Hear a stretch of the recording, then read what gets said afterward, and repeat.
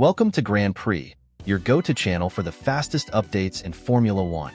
We've got 3 hot stories for you, so make sure to subscribe and hit the notification bell to stay ahead of the pack. Let's get started. So, what have you been thinking about Aston Martin's recent performances? After a series of underwhelming races, the team finally seems to have found its footing again following some much-needed upgrades. Their car is showing noticeable improvement, and with that, Fernando Alonso has been back more consistently inside the top 10. The veteran Spaniard has regained some of the confidence that defined his early season form, and it's showing, not just in his driving, but in his attitude off the track as well. A particularly fun moment took place during the Canadian Grand Prix weekend, where Alonso made a lighthearted bet with a journalist interviewing him. The terms? If Alonso finished on the podium, the journalist would have to grow a mustache just like the one Alonso sports these days. In the end, Alonso crossed the line in 7th place, so the journalist got off the hook, for now. But the story didn't end there. After the race, the two renewed the bet, with Alonso confidently doubling down on his odds. The journalist, clearly skeptical, joked that they could keep the bet going until Alonso retires. Alonso, however, had something else in mind. He proposed a clear deadline. The bet now runs until the Dutch Grand Prix. And according to Alonso, if there's any race where he truly believes he can return to the podium, it's the British Grand Prix at Silverstone. Alonso admitted that Aston Martin still doesn't have a podium-capable car at the moment, but he's hopeful that the team's current development trajectory will put them back in the fight in the next few rounds. It's a bold prediction, some would say too bold, given how strong the competition has been from Red Bull, McLaren, and Mercedes. But Alonso has never been one to back down from a challenge.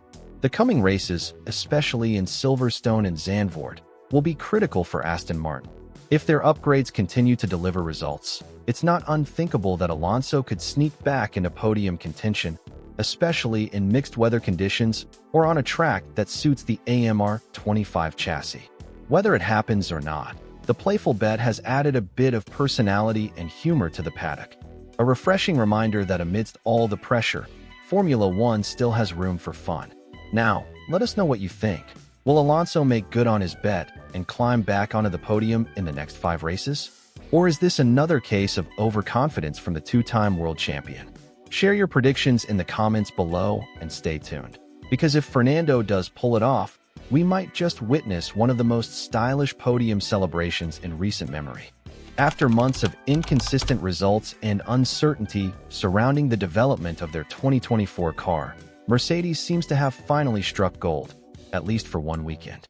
The Canadian Grand Prix marked a surprising turning point for the Brackley-based team, with George Russell not only securing pole position but also delivering a commanding performance throughout the race, finishing ahead of Max Verstappen and confirming a long-awaited return to the top step of the podium. The Mercedes W15 has been notoriously temperamental under the current ground effect regulations. Since the introduction of this aerodynamic concept, the team has experienced flashes of brilliance followed by deep slumps in performance, often struggling even to score meaningful points. But at Circuit Gilles Villeneuve, something was different. Mercedes dominated the weekend from the first free practice sessions through to race day, raising the question, what changed? Team principal Toto Wolff gave some insight following the race, revealing that the key factor behind the sudden performance boost was a new rear suspension component that the team introduced in Canada. According to Wolff, this suspension upgrade was specifically designed to address a chronic issue that had plagued the team for over a season: overheating in the rear end of the car. This problem had previously led to excessive brake and tire temperatures, which drastically reduced grip and led to inconsistent race pace, especially on warmer days or on circuits with fast corners. Interestingly, Wolff admitted that the team had been hoping for colder temperatures in Montreal, expecting those conditions to suit their car better. However, race day brought warmer weather, yet the car still performed beyond expectations. This, he explained, was thanks to the upgraded suspension, which allowed the W15 to operate within a much broader thermal window. With improved cooling and reduced tire degradation, both drivers, particularly Russell, were able to extract more consistent performance over long stints. It's worth noting that the Canadian Grand Prix track layout may have played a role in flattering the Mercedes pace. The circuit is characterized by slower, tighter corners, and heavy braking zones, which masked some of the car's known weaknesses in high-speed corners. While this doesn't diminish the success, it does raise the question of whether the pace is track-specific or a sign of genuine progress. Wolff was cautious in his optimism. He stressed that, despite the outstanding performance in Canada, the team needs to confirm whether the gains hold up under different conditions. The upcoming Austrian Grand Prix at the Red Bull Ring will serve as a more rigorous test of the car's capabilities. The track is faster, more open, and demands more from a car's aerodynamic efficiency and tire management. If the car performs well there, then Mercedes will have reason to believe they've truly turned a corner. In terms of strategy and mindset, the team remains grounded. While the dominant weekend was a confidence boost, Mercedes is aware that consistency is what ultimately determines championship success.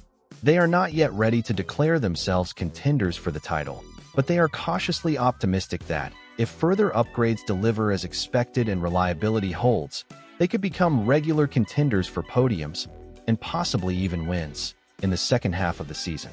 George Russell's calm and controlled drive in Canada was further proof of his growing maturity as a driver. While Verstappen lurked in his mirrors for portions of the race, Russell never put a wheel wrong, managing the tires, fuel, and pace expertly to bring home Mercedes' first win of the year. It's the kind of performance the team hopes to replicate with more consistency moving forward. The bigger question now is whether this marks a true resurgence for Mercedes or merely a high point in an otherwise erratic campaign. The Austrian Grand Prix could either validate their new development path or highlight the limitations of a car that still requires refinement. But for now, there's a sense of cautious excitement in the Mercedes garage, a belief that they might finally be heading in the right direction. And what do you think? Is Mercedes back in the fight for wins, or was Canada a one-off? Let us know in the comments, and keep following Grand Prix for all the latest updates from the world of Formula One.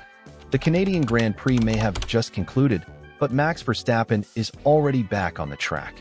While most drivers typically use the brief pause after a race weekend to rest, recover, or focus on team debriefings, Verstappen seems wired differently. Known for his obsession with speed and competition, he appears incapable of staying away from the wheel for too long.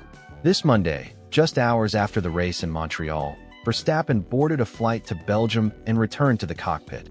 This time, not of a Formula One car, but a GT3 machine. The reigning world champion headed to the legendary Spa-Francorchamps circuit for a private test session in a GT3 car. The test was reportedly not tied to any official racing commitment or sponsor requirement.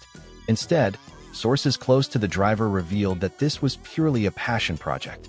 Verstappen simply wanted to feel the adrenaline rush of driving at speed again, this time in a completely different type of car from his Red Bull RB20. Images and videos from the circuit began surfacing on Monday afternoon, showing Verstappen suiting up and taking multiple laps around the iconic track. The session was kept low-key, without major media presence or formal press coverage, but the buzz quickly spread among fans and insiders once it became clear who was behind the wheel. What makes this even more intriguing is Verstappen's long-standing interest in GT3 racing. While Formula One remains his priority, he has made no secret of his desire to branch out into other categories in the future. His growing involvement in GT3 is not only as a driver, but also as a team owner. Verstappen manages his own team within the GT3 paddock and has mentioned on various occasions that he hopes to compete in some of those races himself when the demanding F1 calendar allows. This isn't the first time the Dutch driver has made headlines for extracurricular track activity. A few months ago, Verstappen stirred controversy by lapping the Nürburgring Nordschleife in record time during a GT3 test. He registered under the alias Franz Hermann to avoid attention. But once it became known that it was Verstappen behind the wheel, several competitors questioned the legitimacy of the time. Some doubted whether the car used in the lap complied with standard GT3 setup regulations. But regardless of the speculation, the performance further demonstrated Verstappen's skill and love for racing in all forms. Verstappen's devotion to racing, be it in simulators, Formula One, or GT3, is more than a quirk. It's a core part of his personality.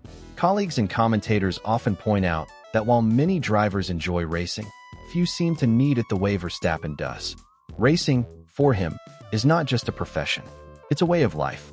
His hunger for track time is so intense that even a few days off from the F1 circuit drive him straight to another race car. The test session at Spa might have no championship points on the line, no cameras broadcasting every moment, and no fierce competition breathing down his neck, but it speaks volumes about who Verstappen is at his core, a driver who races because he loves it, not just because it brings him trophies and fame.